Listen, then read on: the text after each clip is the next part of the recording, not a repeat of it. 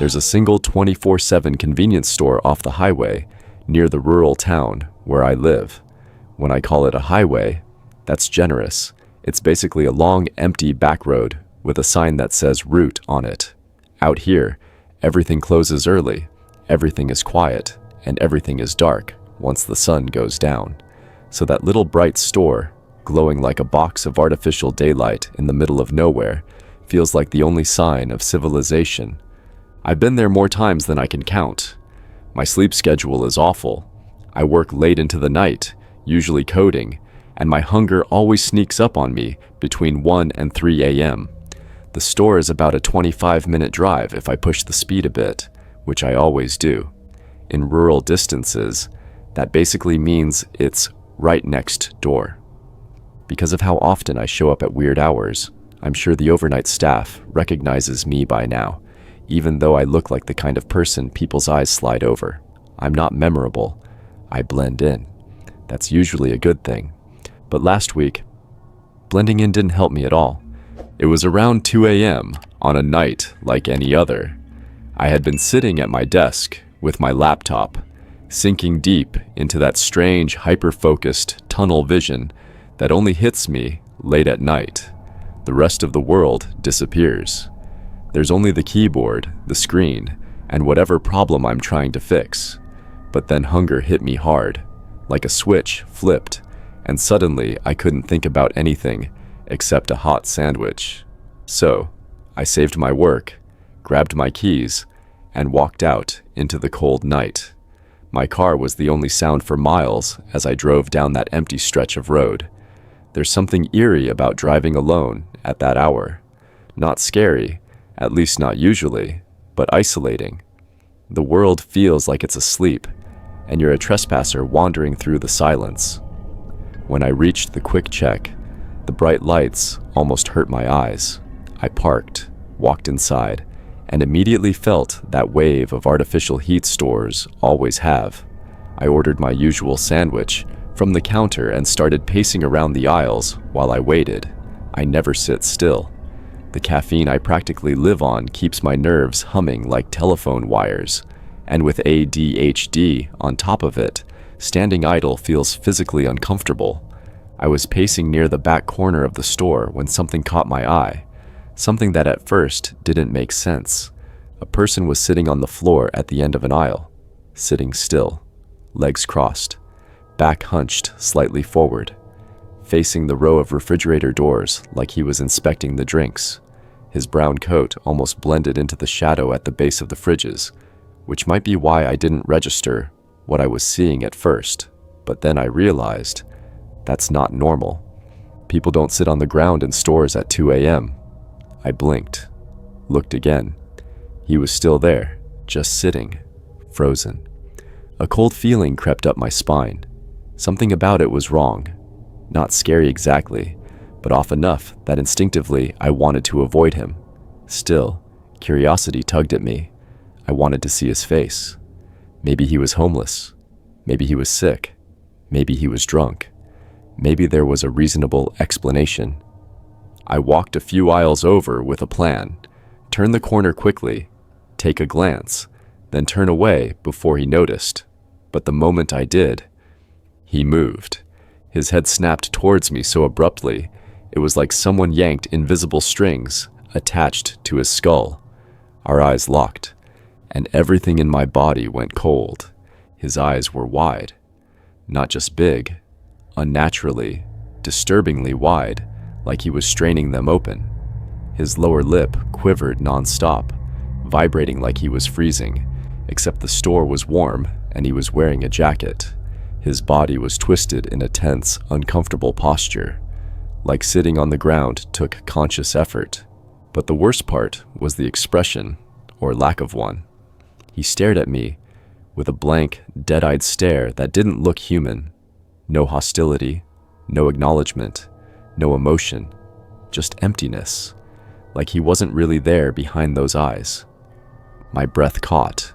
We stayed like that for far too long, maybe only a second or two, but it felt like time stopped. Then I broke eye contact, pretending to examine some chips on a shelf, and quickly walked away. My heart was pounding. I could feel adrenaline leaking into my veins as I headed toward the counter. My sandwich still wasn't ready. I tried to stand casually, but my eyes kept drifting toward the back of the store. He didn't emerge from the aisle. He didn't move at all. He stayed out of sight, which somehow felt worse. When my food finally came out, I grabbed it and practically speed-walked to the exit. The air outside was cold and sharp compared to the store's stale warmth, and I felt myself relax a little as I reached my car.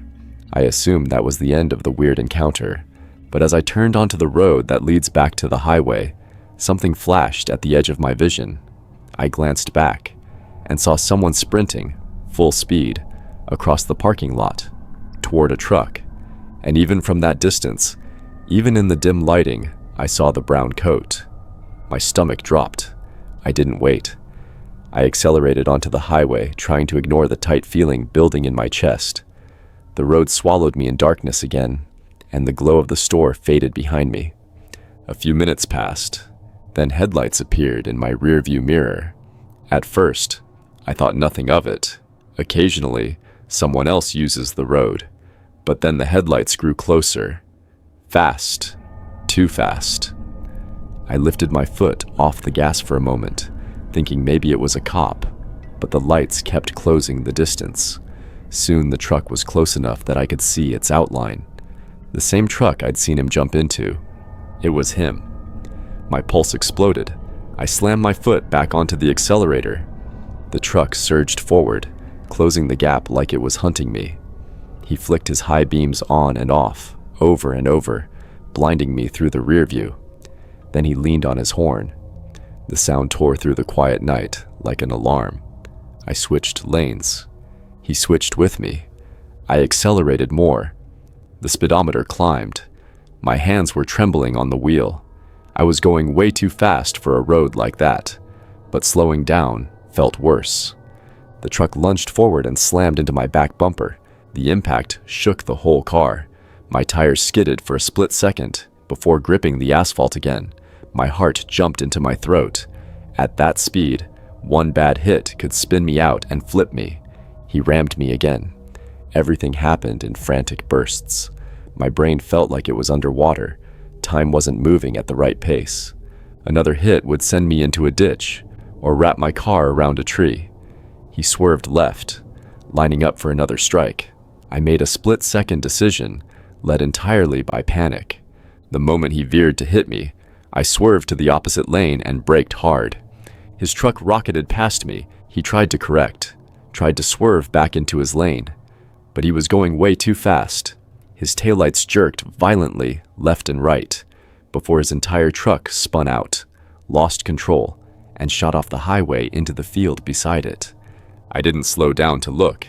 I didn't check if he was hurt. I didn't want to see him again. I drove home shaking so badly, I had to grip the wheel with both hands. When I finally reached my house, I ran inside and locked the door behind me, then immediately called the police. I told them everything I could. Though it all happened so quickly, I couldn't mark exact locations. They took the report, said they'd check the parking lot cameras. It's been a week. I haven't heard anything. My car has a dent in the back from where he rammed me, but I'm alive. I should feel lucky, grateful, but I don't, because every time I close my eyes, I see those wide, dead eyes staring at me in that aisle.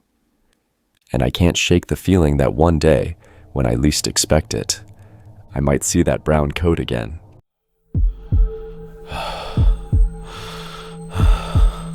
I've driven through a lot of empty places in my life, but nothing compares to the stretch of desert between Cloudcroft and Artesia. On summer nights, it feels like a different planet. No wind, no sound, not even the casual hum of insects. Just a dark so complete it seems to eat the road in front of you. In 2022, I was running logistics for a small, try-hard delivery startup.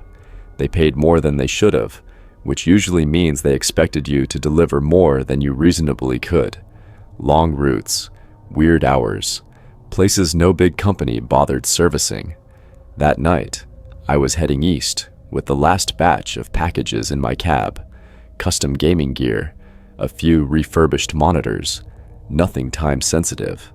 I was tired but still alert enough, chewing stale gum to stay awake. It was a little past 12:40 a.m. I remember the exact minute because the truck clock glitched, flickered, then blinked back on like nothing happened. At the time, I shrugged it off as a loose wire. Later, I would remember it as the moment everything turned. The figure on the road. At mile marker 247, though the marker itself looked strange, like it had been bent or repositioned, I saw someone standing dead center on the asphalt. A man, I assumed. Tall, thin, not moving. Just standing there, facing me, illuminated only by the weak spread of my headlights. I hit the horn. No reaction.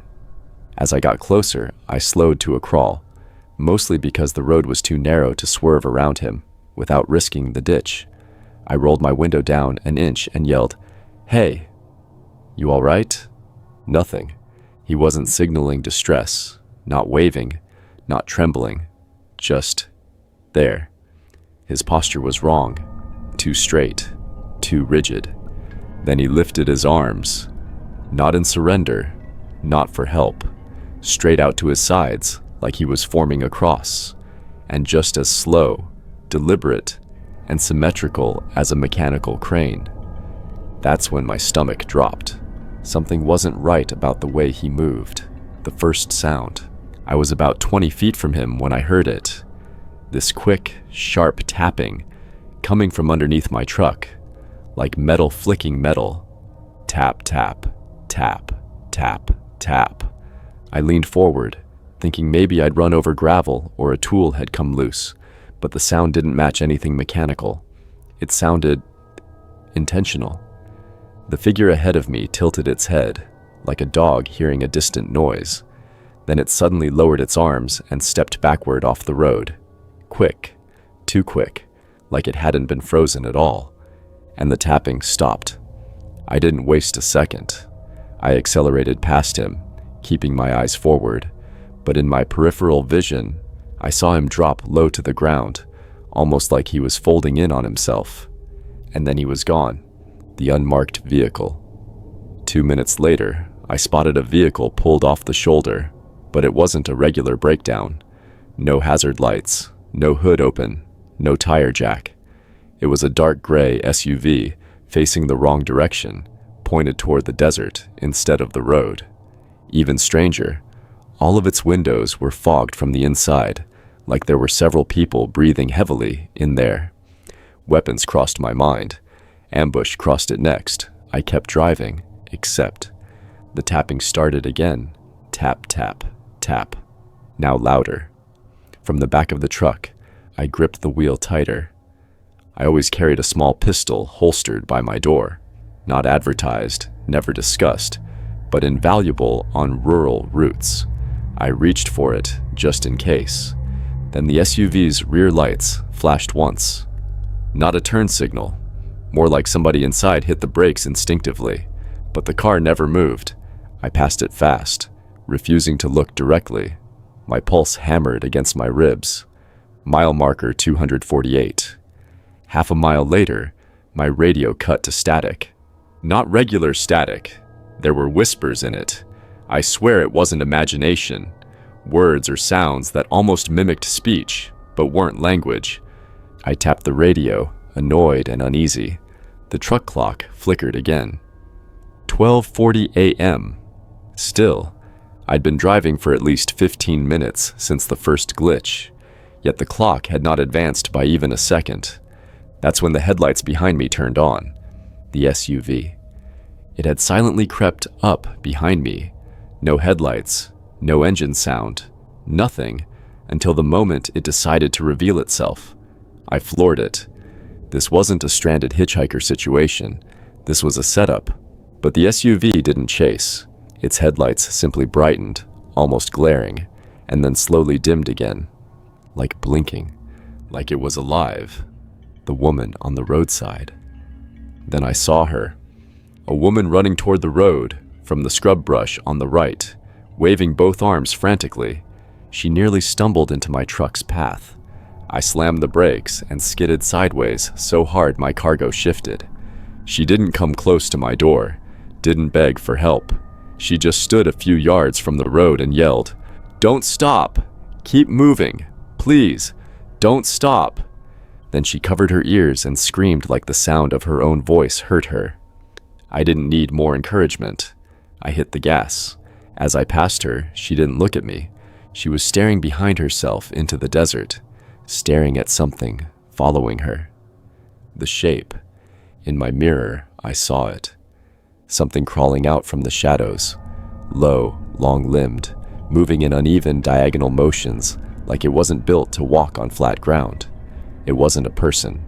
The proportions were wrong. Too many joints, too much flexibility. It moved like softened metal bending. As it approached the light of my tail lamps, it recoiled, like the brightness burned it, then melted back into the dark. That tapping sound hit the truck again, this time inside my cargo area, not under it, inside. Tap, tap, tap, tap, tap, tap, tap, like something testing the walls of the cargo bay. I nearly threw up from the surge of fear, the dead zone. My GPS froze. Route data disappeared. The screen turned black, then displayed a single line of text. Exit at the next turn. But there was no next turn. Not for another 20 miles. And yet, a side road appeared ahead. A narrow dirt path splitting off to the left, freshly carved into the sand like it hadn't been there an hour earlier. No signage, no tire tracks. The tapping in the truck intensified. Every instinct told me, do not take that road. Instead, I rolled the window down just enough to hear outside sounds. Silence. No engine behind me. No wind. No insects. Not even the faint hum of the truck's own tires. The world felt muted, pressurized. I forced myself to keep driving straight. Minutes passed, but the clock still read 12:40. Breakthrough. At last, finally, the glow of the Artesia outskirts began to form in the distance. Streetlights, civilization, real sound returning to the world, faint but growing.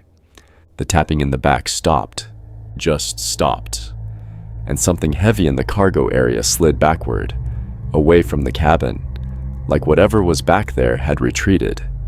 I didn't slow down until I pulled into a brightly lit truck stop surrounded by semis, other people, noise, safety. I killed the engine and jumped out. The cargo check. I unlocked the rear door with shaking hands and pulled it open. Nothing. Not a footprint. Not a scratch. Not a dent from the inside. The packages were exactly where I strapped them, but on the floor, dead center, was a single object.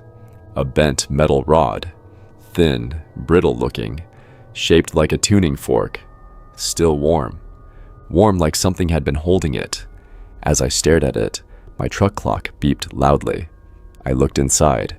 12:56 a.m. 16 minutes had passed instantly. I never took that route again. I didn't report anything. Not the figure, not the woman, not the thing in the desert, not the heat-warped tuning fork sitting on the cargo floor. I dumped the rod in a trash bin behind the truck stop, but to this day, I wish I hadn't touched it bare-handed. Sometimes, randomly, my palms still tingle like metal is vibrating under the skin. Whatever was out there that night, it wasn't a setup by people. It wasn't human desperation, and it wasn't an ambush. I've passed a lot of strange things on long routes, but only once have I passed something that felt like it wasn't meant to be seen. And if you ever find yourself near mile marker 247 on Route 82 at night, don't stop for anyone, not even yourself.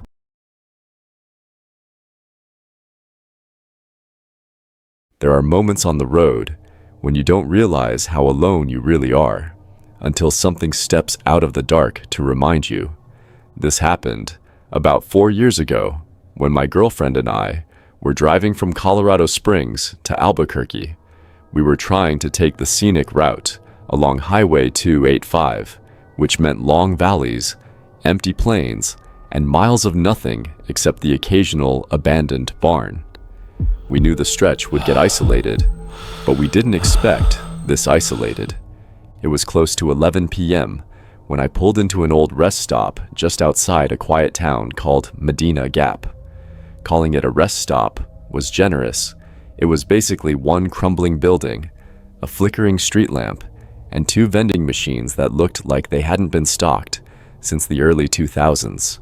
My girlfriend Katie had been asleep for nearly an hour and woke up just as I parked. She asked if we could stop for a restroom break, and before I could even turn off the car, she was already walking toward the building. I figured I'd grab something from the vending machine and stretch my legs. That rest stop felt wrong. Not haunted, not dangerous, just strangely abandoned, like stepping into a forgotten pocket of the world. The air was still. There were no crickets, no wind, no sound of cars on the highway, just silence. The first time I sensed something was off was when the vending machine suddenly lit up on its own, humming loudly, then going silent again as if someone had unplugged it. I brushed it off. Old wiring, maybe. A few minutes passed, then 5, then close to 10. Katie still wasn't back. I called her phone. No answer. I tried again, straight to voicemail. Finally, I went into the building to check on her. The moment I stepped inside, I smelled something. A damp, moldy scent, mixed with something metallic.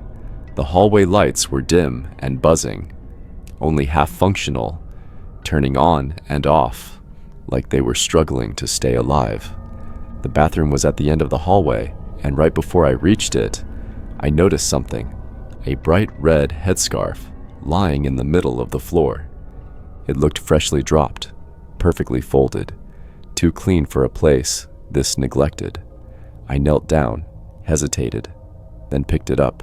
The fabric was warm, and that was when a woman's voice came from inside the bathroom. A whisper, "Is someone there?" It wasn't Katie's voice. It wasn't even close. Before I could respond, the bathroom door creaked open by a few inches, not fully, just enough to see that someone was standing behind it. Someone tall, still, breathing slowly and heavily, like their lungs struggled with each inhale. "Hey, is Katie in there?" I asked. No answer. Just that slow, heavy breathing. Something inside me told me not to open the door all the way. Instead, I stepped back. That's when I heard a stall door slam inside the bathroom, violently, like it was kicked. Then silence. I called out again. "Katie?" I didn't get her voice. I didn't get anyone's voice. Just something scraping along the floor inside. I ran outside immediately, and thank God I did. Because the moment I stepped out, I saw Katie all the way on the other side of the parking lot, running full speed toward the car. Her face was pale, eyes wide, one hand covering her mouth. She was shaking uncontrollably. I sprinted to her, grabbed her shoulders, and asked what happened. She couldn't speak at first. She was breathing too fast. But I shoved her into the car and locked the doors. When she finally managed to talk, this is what she told me. Inside the bathroom, a woman wearing a red headscarf was standing near the sinks when Katie walked in. She didn't move, didn't blink, didn't speak, just stared straight at Katie from the moment she entered. Katie tried to ignore her and walked into a stall, but the woman followed her, stood right outside the door. She whispered things Katie couldn't understand, tapping her fingernail against the stall door in slow, rhythmic patterns. Then the woman said something clear. "You shouldn't be here." Katie waited for her footsteps to leave. They did, but then, seconds later, they came back, faster, heavier. Someone grabbed the stall door, jiggling it hard like they were trying to rip it open. Katie climbed onto the toilet seat, trying to hide her feet. That's when the woman whispered through the crack of the door. I saw you. Katie bolted out the second she heard another stall slam open, thinking the woman had moved to another stall to catch her from above. She didn't even wash her hands, she just ran. And when we were swapping stories, it suddenly hit me. The woman inside the bathroom wasn't wearing a headscarf when I looked through the door. I had her headscarf in my hand. I rolled down my window slightly and threw it as far as I could across the parking lot. And the moment it hit the ground, a woman stepped out from behind the building, tall, thin, wearing clothes that looked soaked, and staring straight at our car with a face that didn't look entirely alive. She didn't move. She didn't blink. She didn't breathe. She just watched us. Katie screamed at me to drive, and I did. Faster than I ever have in my life. We didn't stop until we reached a hotel 40 miles away. That night, Katie refused to shower alone, and for months afterward, she had nightmares of someone peeking at her from the crack of a bathroom door. We later searched online for anything about Medina Gap. The only thing we found was a local rumor about a woman who had gone missing at that rest stop in the early 2000s, last seen wearing a red headscarf, but nothing confirmed. No official reports. No name, just a warning passed down by travelers. If you see the woman in the red scarf, don't go inside.